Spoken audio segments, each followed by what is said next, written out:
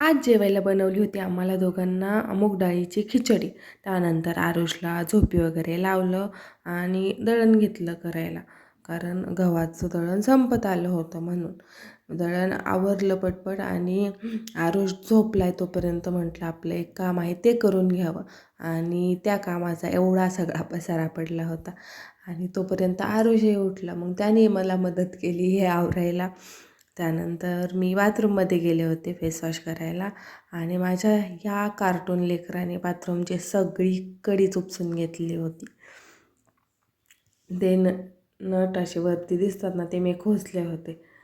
लेकरू इतकं विचित्र आहे, रोज काही ना काही कुरापती करतच राहतं. त्यानंतर दळण दळून आणलं आणि आरुषचे पप्पाही आले होते तोपर्यंत. मग जेवणासाठी असा बेत होता आमचा.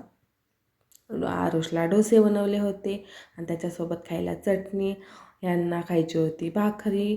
मग बोलले ठेचा बनव मला, त्यांच्यासाठी ठेचा बनवला होता आणि असं जेवण केलं. आणि आरुषला त्याच्याच हाताने खायचं होतं, आम्हाला कोणाला भरूनच देत नव्हतं आणि चटकाही बसला त्याला.